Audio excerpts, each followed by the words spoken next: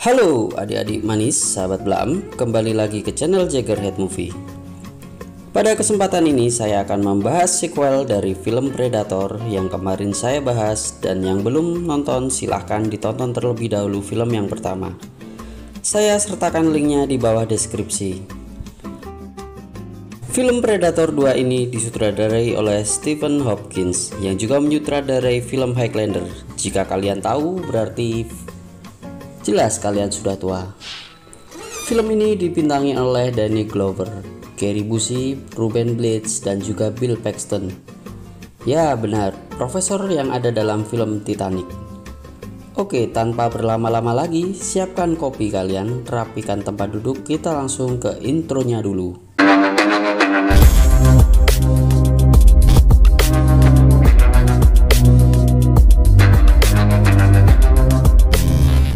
Film dibuka dengan pemandangan kota Los Angeles yang saat itu dilanda musim panas yang tidak seperti biasanya. Tampak di sudut kota para polisi sedang melakukan aksi baku tembak dengan para kartel narkoba Kolombia yang dipimpin bos mereka yang bernama El Scorpio. Sementara itu, si Predator tengah mengamati peristiwa itu dari atap gedung. Polisi tampak kewalahan menghadapi aksi geng kartel El Scorpio, hingga kemudian seorang detektif yang bernama Harrigan yang diperankan oleh Danny Glover datang membantu.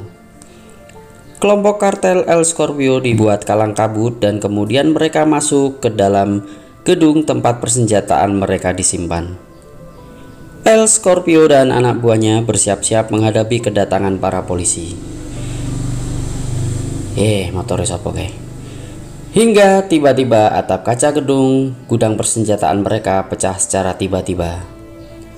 Detektif Harrigan yang masih di luar gedung terkejut oleh ledakan yang berasal dari tempat kartel El Scorpio berada. Dia mengira ada tim lain yang sudah memasuki gedung tersebut. Kemudian detektif Harrigan dan temannya memutuskan untuk masuk ke gedung tersebut dan mengabaikan perintah dari atasannya untuk menunggu bala bantuan. Saat sedang memeriksa ruangan demi ruangan di dalam gedung tersebut, Harrigan dan temannya dikejutkan oleh pimpinan kartel El Scorpio yang tampak menembak membabi buta. Harrigan lantas mengejar pimpinan kartel itu sampai ke balkon paling atas dari gedung tersebut. Sesampainya di atap gedung, dia memerintahkan El Scorpio untuk menyerahkan diri dan meletakkan senjatanya. Namun peringatan Harrigan tidak dia indahkan. Hingga kemudian El Scorpio melihat sosok bayangan yang telah membantai anak buahnya. El Scorpio ingin menembak makhluk tersebut.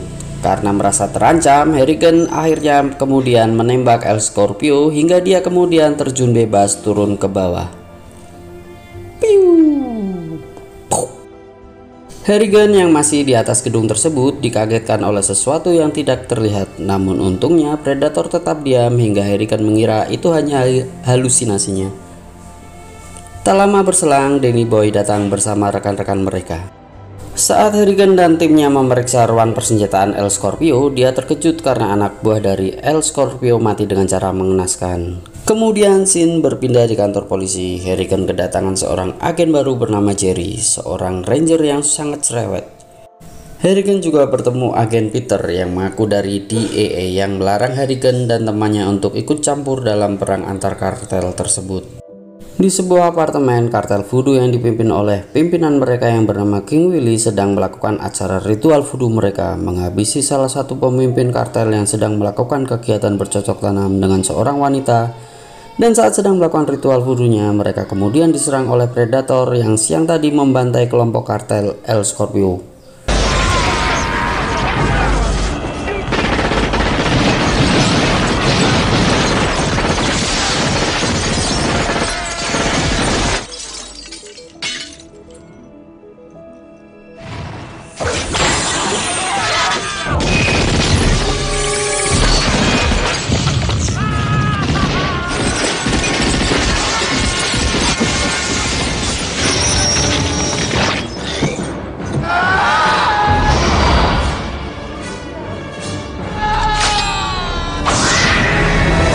Setelah itu, Harrigan datang ke lokasi, tetapi di sini dia lagi-lagi dilarang masuk ke dalam tempat tersebut atas perintah Peter.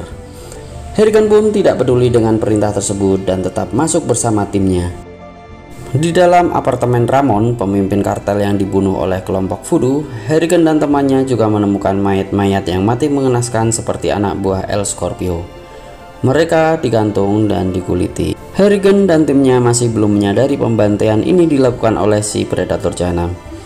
Denny kemudian melihat sebuah benda yang menancap di atas plafon apartemen itu, sementara Leona menemukan wanita yang bersama Raymond tadi ditemukan masih selamat dan menggumam. Dia tampak sangat ketakutan. Wanita ini mungkin selamat karena dia mungkin tidak bersenjata. Jika kita mundur ke film pertama, Anna yang saat itu bersama tim Dutch juga tidak bersenjata dan dia pun ditemukan hidup. Kemudian tim Peter datang dan mengusir Harrigan dan timnya dari tempat itu. Saat malam hari, Danny Boy datang lagi ke TKP apartemen tadi. Kemudian dia Kemudian dia mengambil benda misterius yang sempat dilihatnya, tetapi kemudian dia malah bertemu si predator dan menjadi korban selanjutnya.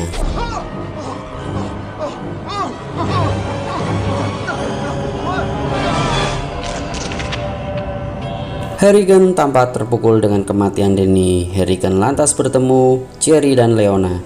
Dia meminta Leona untuk mengatur pertemuan dengan King Willy, pimpinan kartel voodoo yang nampaknya memiliki musuh yang sama. Harrigan lantas membawa benda asing yang dibawa Danny tadi ke laboratorium, namun anehnya material yang dikandung benda itu tidak dapat mereka kenali. Saat keluar dari laboratorium, Harrigan dan Jerry dihadang oleh mobil yang ternyata mereka adalah anak buah dari King Willy. Harrigan akhirnya bertemu King Willy di sebuah gang gelap. King Willy mengatakan sosok yang membunuh anak buahnya dan juga anak buah Harrigan bukan berasal dari dunia ini, tetapi berasal dari dimensi lain. Akhirnya Harrigan pergi dari tempat tersebut. Setelah Harrigan pergi, kemudian King Willy kedatangan tamu lain yang tidak salah lagi, dialah si predator jahanam.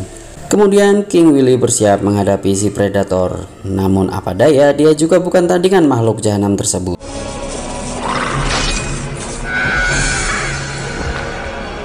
Harrigan kemudian berziarah ke makam Danny. Dia dikejutkan oleh kalung yang sering dipakai Danny. Harrigan yang terkejut kemudian mengarahkan senjatanya ke segala arah. Oh ya, di sini si predator juga bertemu seorang bocah gendut yang untungnya tidak dia bunuh.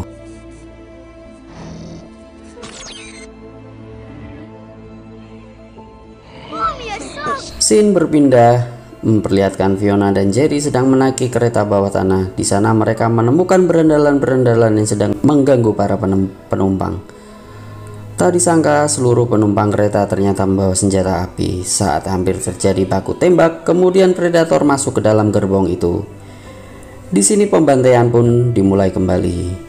Jerry menyuruh Fiona untuk menyelamatkan penumpang yang lain, dan kemudian Jerry berusaha melumpuhkan predator tersebut. Tapi naas, dia lantas menjadi salah satu korban di dalam gerbong tersebut. Kemudian kereta pun berhenti. Saat sudah berhasil menyelamatkan penumpang yang lain, Leona pun lantas mencari keberadaan Jerry. Tetapi kemudian dia malah dicekik oleh predator jahanam tersebut. Namun karena Fiona tengah berbadan dua, predator lantas urung untuk menghabisi Fiona. Ternyata predator juga punya hati nurani. Harrigan yang datang ke lokasi mencari keberadaan Jerry, namun dia tidak menemukannya. Lantas dengan naluri detektifnya, dia mengikuti jejak darah yang ada di lantai lorong kereta bawah tanah itu. Di sebuah lorong gelap, dia memergoki predator sedang mencabut kepala Jerry. Kemudian dia mengejar makhluk itu. Dan saat melakukan pengejaran, mobil Harrigan lantas ditabrak oleh seseorang yang ternyata mereka adalah anak buah dari Peter. Di sini lantas Harrigan mengetahui bahwa Peter bukanlah dari DEA, tetapi dia adalah agen rahasia negara yang tengah memburu si predator untuk dipelajari peralatan canggihnya demi kepentingan militer. Militer lagi. Ternyata tim Peter sudah merencanakan dan mempelajari pola pergerakan si predator, dan malam itu dia bersiap menangkap si makhluk asing tersebut. Kali ini berbekal dari pengalaman Dutch di hutan dulu, tim Peter berencana mengelabui predator dengan cara menutupi suhu tubuh mereka. Akhirnya tiba, mereka melancarkan aksi mereka. Predator yang emang sudah terlatih instingnya kemudian menyadari ada yang janggal. Tak kalah cerdik, ternyata vision dari topeng yang dimiliki predator bisa diatur dengan segala kebutuhannya.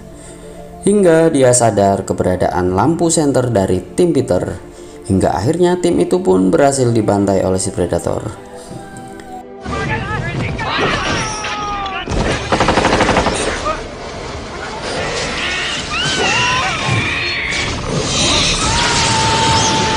Harrigan yang ingin membantu tim Peter kemudian mengambil peralatan dari mobilnya. Lantas pertarungan terjadi antara Predator dan Harrigan. Di sini dia sangat kewalahan hingga akhirnya Harrigan berhasil menembak si Predator. Karena sudah terkapar, Harrigan kemudian menghampiri makhluk tersebut. Ternyata dia hanya pingsan.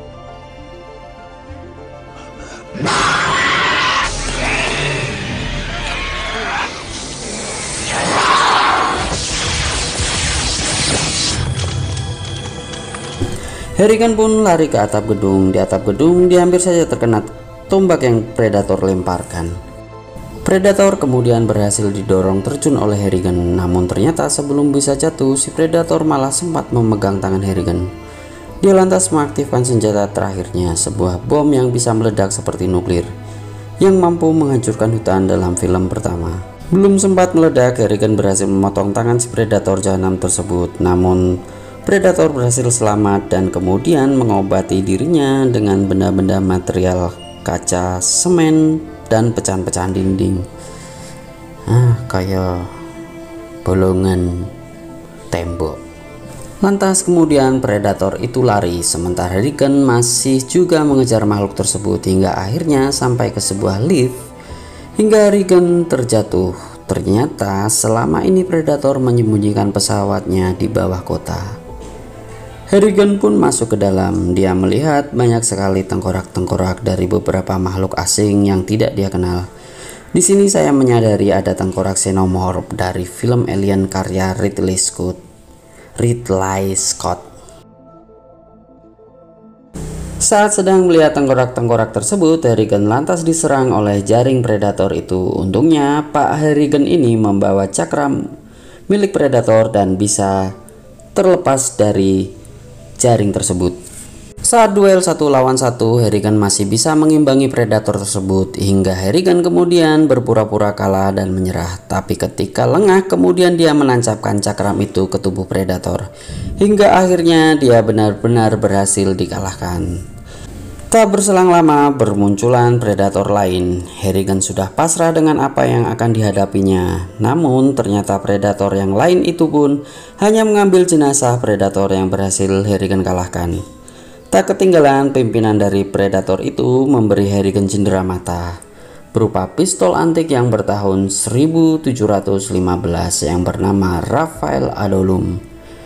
Ini membuktikan dugaan kuat bahwa sudah sejak lama mereka melakukan perburuan manusia. Tak lama kemudian pesawat itu pun bersiap lepas landas dan Harrigan pun lari keluar dari pesawat itu hingga akhirnya kemudian dia terpental. Motor sapokai. Di saat keluar dari lorong, kemudian tim Peter menjumpai Harrigan dan kemudian Harrigan berkata, "Kalian akan punya kesempatan lain." Di sini bak film India, lagi-lagi polisi datang belakangan dan kemudian film pun berakhir. Film Predator yang dirilis tahun 1990 ini berhasil meraup keuntungan sebesar 57 juta dolar, lebih sedikit dari film pertama yang berhasil memperoleh keuntungan 98 juta dolar. Namun itu tidak jadi masalah buat kita yang menonton film ini, apalagi nonton di situs online. Nilai dan hikmah yang bisa dipetik dari film ini adalah Predator saja punya hati nurani dengan tidak membunuh Fiona yang tengah hamil. Kenapa kita sebagai manusia malah kadang melakukan hal-hal yang tidak manusiawi? Coba renungkan dan resapi pola pikir Predator. Jika kalian suka dengan konten ini, jangan lupa dukung channel ini dengan cara subscribe, like, dan share. Tak lupa aktifkan lonceng notifikasi agar kalian tidak ketinggalan alur cerita film berikutnya. Salam blam blam.